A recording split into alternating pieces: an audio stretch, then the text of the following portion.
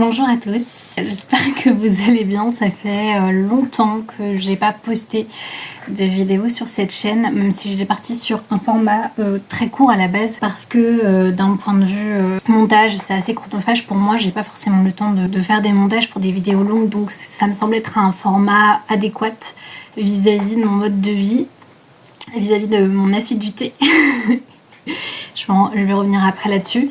Et surtout j'habite en ruralité, donc j'ai pas une connexion hyper très importante. Du coup pour poster une vidéo longue ça met beaucoup d'heures en fait. Donc le format était assez idéal pour toutes ces problématiques là que j'ai dans ma vie. J'ai commencé cette chaîne en février pour parler de mon travail, pour présenter on va dire les coulisses de mon métier de paysanne boulangère. Et début février j'étais vraiment très disponible pour ça parce que ça y est, j'avais une routine au niveau du travail. Ma fille a 3 ans donc elle est un peu plus autonome, du coup c'est beaucoup plus facile d'avoir du temps de côté. Sauf qu'il y a eu 2 événements importants qui font que j'ai un emploi du temps, enfin 3 événements pardon, qui font que j'ai un emploi du temps assez chargé.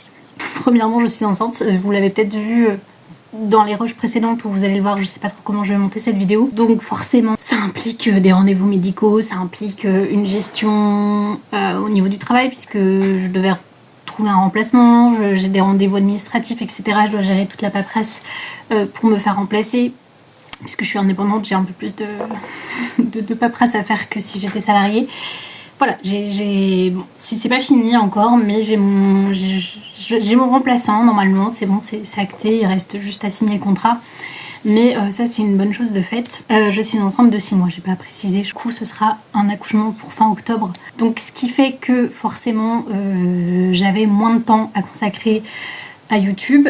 Et deuxièmement, quasiment la même semaine en fait où j'ai découvert ma grossesse, le parti dans lequel j'étais a gagné les élections. Donc je suis élue municipale, je suis conseillère. Donc là encore du temps à consacrer à autre chose puisqu'il y a des commissions, il y a des conseils municipaux le soir après mon travail. Il y a pas mal de travail à faire, il y a beaucoup de paperasse à lire, de décisions à prendre, parfois des décisions dans des domaines que je connais pas forcément, c'est assez... là encore chronophage et ça demande aussi beaucoup de réflexion et de recherche parce que il y a plein de choses concernant l'urbanisme que je ne connais pas, enfin c'est pas du tout mon domaine, c'est vraiment un autre travail à accomplir, donc c'est pas de tout repos. Et je travaille aussi donc en tant que conseillère à des projets culturels. Mais j'ai également un troisième événement qui a eu lieu, c'est que j'ai une amie qui est en train de monter une association et donc je vais en faire partie dans le bureau principal puisque je serai secrétaire. Et je m'implique pas mal dans cette association qui s'appelle, pour l'instant, on fait des soirées sous le pommier. Donc elle avait déjà instauré ça l'année dernière. Elle avait déjà instauré ces soirées-là l'année dernière et là elle aimerait monter... le projet en association parce que c'est beaucoup de temps consacré et on n'a pas forcément beaucoup de moyens pour rémunérer les artistes, pour avoir des bénévoles, pour avoir on va dire une certaine liberté au niveau pour fixer des prix, etc. Enfin voilà, il y a plus de contraintes quand on le fait de façon collective sans que ce soit sans qu'il y ait un statut juridique défini. Donc on aimerait monter l'association et en même temps cette association elle servirait aussi pour des projets tout au long de l'année, notamment la cartographie des routes secondaires pour les valoriser parce que il y a des départementales qui existent maintenant et c'est vrai que ces routes là sont laissées à l'abandon, sont pas entretenues et du coup au lieu d'investir des millions dans des pistes cyclables, est-ce que ce serait pas plus judicieux de valoriser en fait ces routes qui sont déjà existantes et de les rendre pour les vélos, les chevaux, la marche, etc. Et en même temps ce sera entretenu avec des agriculteurs locaux, notamment ceux qui ont un cheptel en chèvre, etc. Donc ça c'est une idée qu'on avait dès le départ pour l'association de façon générale, tout en maintenant les soirées sous le pommier. Donc tous les jeudis soirs, Linda organise chez elle des soirées où on a des clowns, on a des acrobates, on a des chanteurs, des musiciens, etc. qui font des représentations parce qu'on part du principe qu'on aimerait aussi rendre accessible l'art de façon générale, mais surtout l'art vivant, la musique, et que dans un territoire comme le nôtre qui est abandonné clairement par le département parce qu'on est à l'autre bout de Vannes, on est dans le Morbihan mais on est vraiment le territoire le plus loin du secteur, qu'il n'y a rien qui est mis en place en fait pour que les gens aient accès à la culture de façon générale. à part les médiathèques locales, mais qui se débrouillent avec leurs propres moyens, qui n'est pas forcément très important et impressionnant, eh bien on aimerait en fait avec cette structure là permettre aux gens d'accéder à la culture dans un territoire qui n'a pas de réseau culturel. Donc ça c'est le projet qu'on est en train de mener actuellement. Du coup, comme vous pouvez le voir, le fait d'avoir tous ces projets font que ma chaîne YouTube elle est complètement passée à la trappe.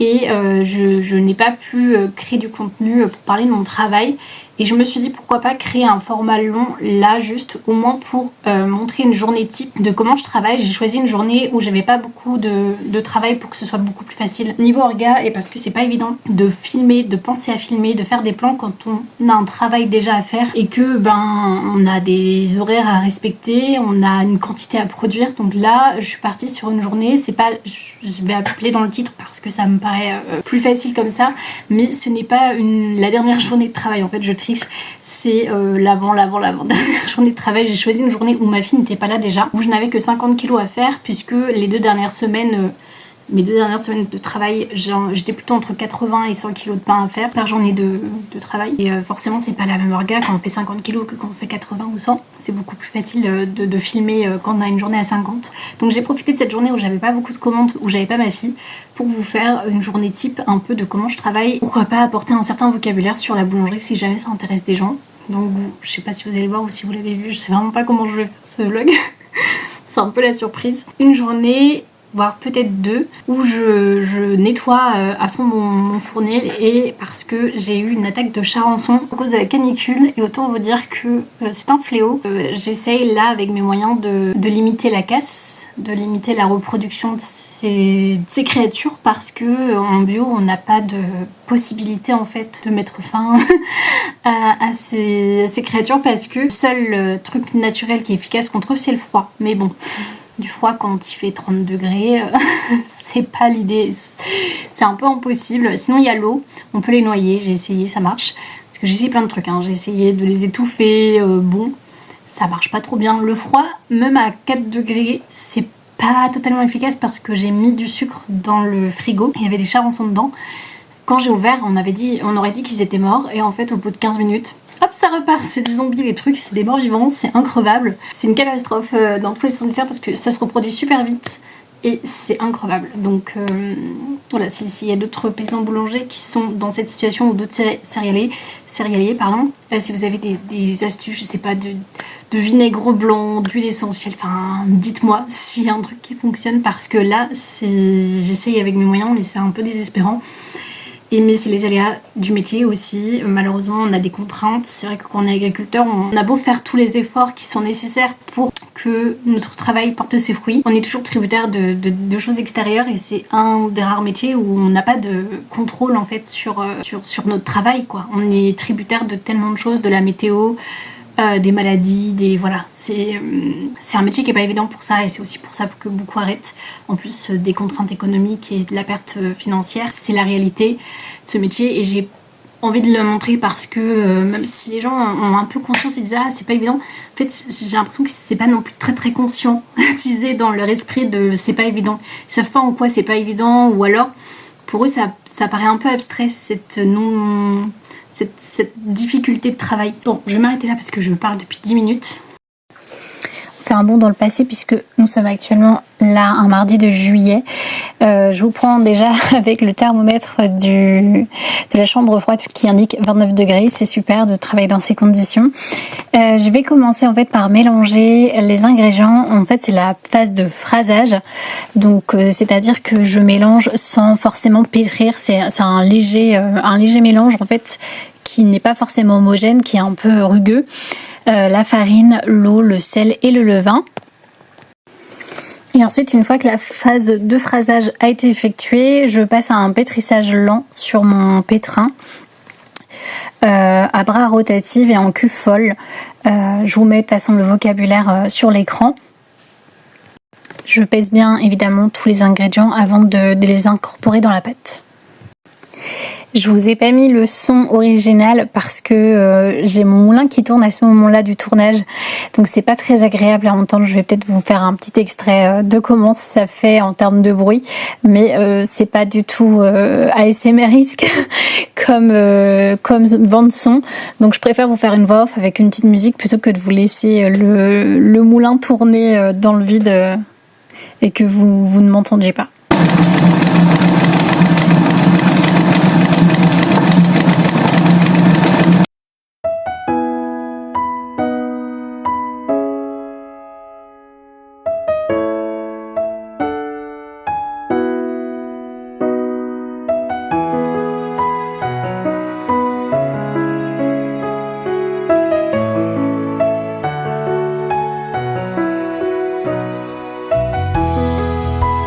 Donc là on voit que la pâte est en train de pétrir. Je vais attendre ensuite 1 heure qu'elle repose tranquillement après son pétrissage et je vais la bouler juste après. Avant de bouler, je pense à bien fleurer mon plan de travail. Ça consiste à mettre tout simplement de la farine sur le plan de travail afin que la pâte ne colle pas. Je fleure légèrement, je veux pas qu'il y ait non plus trop de farine en fait sur la pâte. Donc je vais laisser voilà ma pâte. Une fois que je l'ai laissée 1 heure en repos, je vais vérifier le réseau gluténique. Comme vous pouvez le voir sur l'image, ça consiste en fait à étirer la pâte pour voir jusqu'où elle se déchire, parce que plus vite elle se déchire, moins le réseau gluténique est formé, et plus elle est étirable et fine, plus le réseau gluténique est formé, et donc la pâte est prête à être boulée et façonnée.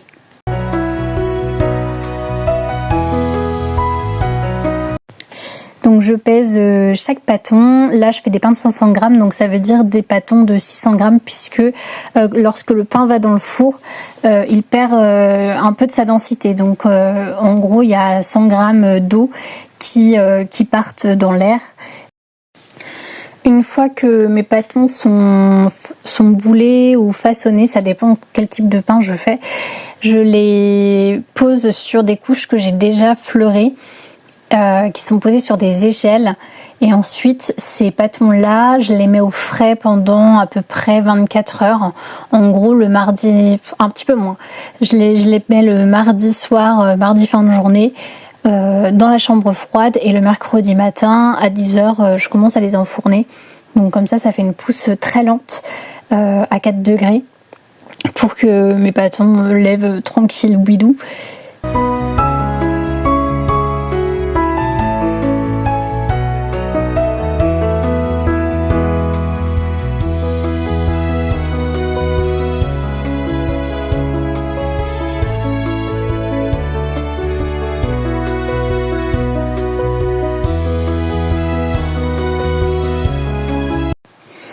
Donc je ne sais pas si vous avez vu, la première pâte c'était des noix, donc j'ai juste fait un boulage classique, mais pour les autres pâtons, pour les pâtes nature, lin, tournesol et sésame, ce que je fais c'est que je fais un premier boulage, je les laisse 15-20 minutes en boule et ensuite je les reprends et je fais ce qu'on appelle un façonnage.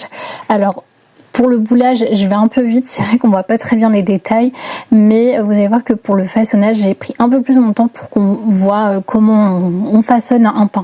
Et là, vous pouvez voir qu'il fait 30 degrés dans la pièce, c'est super. Quand je pose mes pâtons sur la couche que j'ai mis sur l'échelle, en fait, je mets ce qu'on appelle la clé. Donc c'est là où c'est le côté le moins lisse en fait du pain, c'est là où j'ai fini de bouler, donc je les mets vers le haut, toujours vers le haut, comme ça quand j'enfourne, la clé elle se retrouve sur la planche et donc je peux faire ma grigne sur le dessus. La grigne c'est ce qu'on fait avec le cutter, c'est des lames de cutter en fait qu'on passe sur les pâtons, on fait les formes qu'on veut, une croix, un triptyque, enfin bref vous faites ce que vous voulez en dessin sur votre pain, et ensuite je les enfourne donc dans un four qui a été chauffé jusqu'à 270 degrés et que je clôture généralement à 220.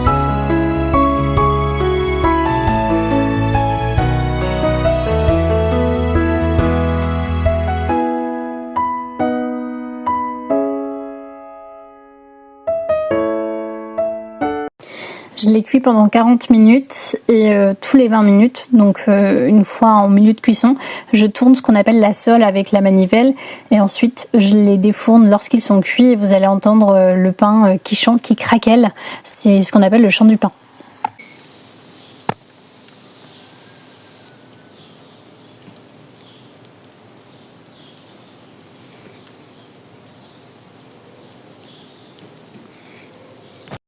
Et voilà, quand les pains sont prêts, je n'ai plus qu'à les mettre en vente. Et là, vous pouvez voir, j'ai le temps de dessiner tellement c'était calme ce jour-là. Mais bon, c'est un jour de vacances, il n'y a pas d'école, c'est normal.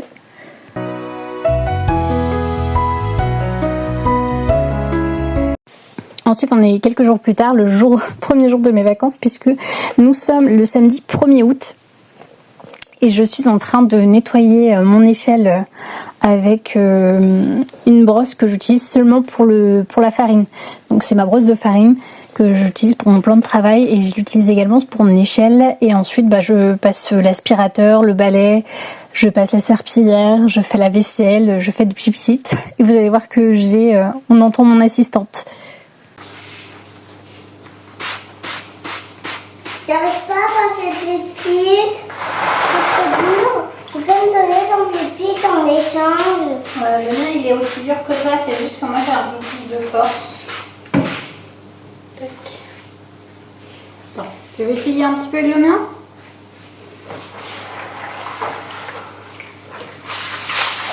Et toi tu fais un petit peu avec le mien?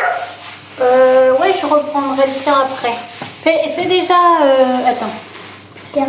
Fais déjà hop, avec le tien et après tu prendras... Si ça marche pas avec le mien, tu reprendras le tien. D'accord?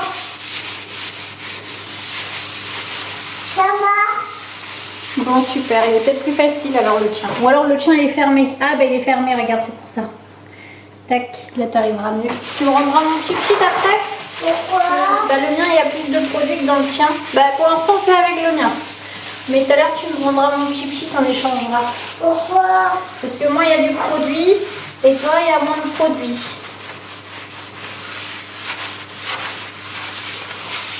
Et c'est quoi? Il y a plein de produits. Tu t'en sors? C'est pas trop dur à nettoyer? Non, non. Bon, super.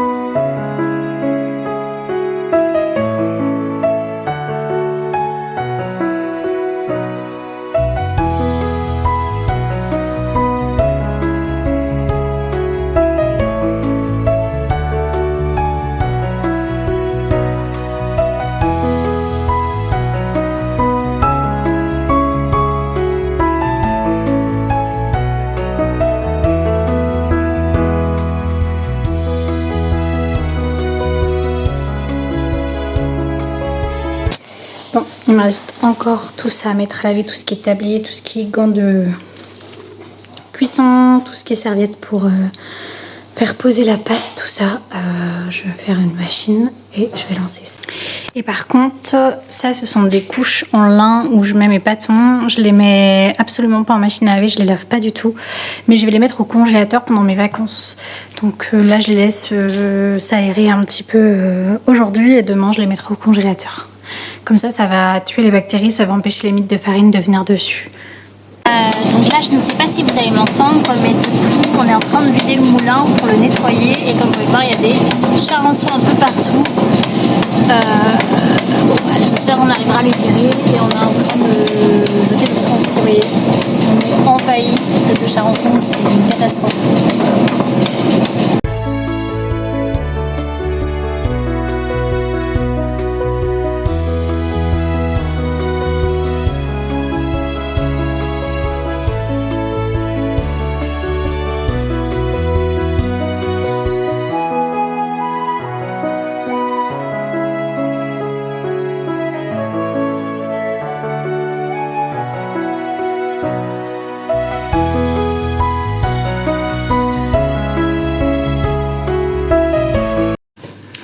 Bon, je viens de nettoyer une grande partie du fournil. Alors j'ai pas tout à fait fini, il y a encore des petites choses à faire.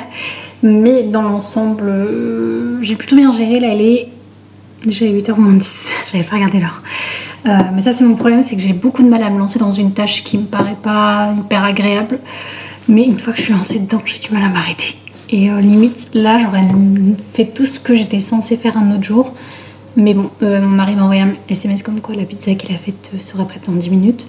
Donc je vais devoir malheureusement m'arrêter là pour aujourd'hui. Mais je suis contente, j'ai fait tout ce que j'avais à faire. Vous avez vu dans les rushs précédentes. Il y a encore des petites choses que je n'ai pas faites aujourd'hui, que je garde pour, je pense, la veille de ma reprise, comme nettoyer le meuble de table. C'est là où vous êtes posé, je vais vous montrer après. Nettoyer le moulin vraiment de fond en comble. Donc ça, je pense qu'on va le faire ce week-end parce que vous l'avez vu, on est attaqué par les charançons, c'est la grosse merde. Et du coup, il faut impérativement qu'on nettoie tout le moulin pour se débarrasser de cette sale vermine. Parce que pour l'instant, elle est dans le fournil, ce qui va encore. Mais si jamais elle se met à attaquer notre stock de blé qu'on a récolté là la semaine dernière, ça veut dire que notre blé il est fichu. Il faut que je nettoie mon four, mais ça c'est pas urgent, à la limite ça peut attendre pareil la reprise, puisque il faut que je le descendre, que j'enlève la cendre, pas le démonter.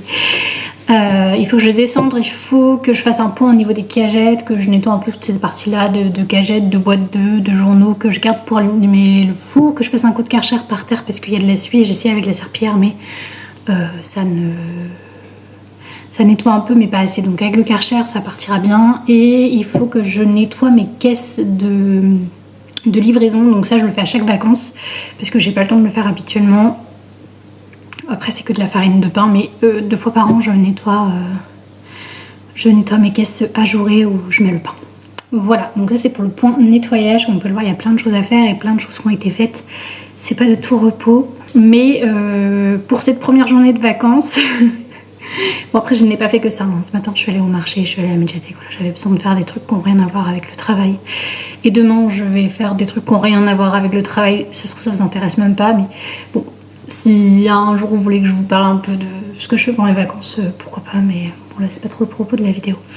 Voilà, je vais vous laisser pour l'instant et je vous reprendrai la prochaine fois que je ferai du ménage et ensuite je clôturerai un petit peu ce vlog. C'est de nouveau moi finalement, en regardant les rushs, en débriefant un petit peu.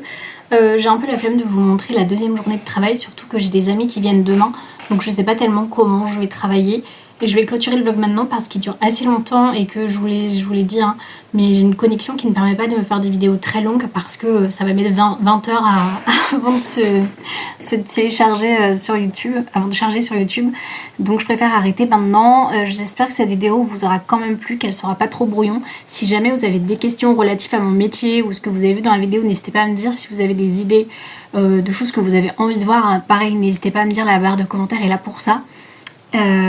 N'hésitez pas à liker, à partager cette vidéo si vous pensez que ça peut intéresser des personnes soit dans le domaine, soit qui ont la curiosité de ce métier là. En tout cas je vous remercie beaucoup d'avoir été jusque là et je vous souhaite une belle journée si c'est le jour, ou sinon bonne nuit, bon courage.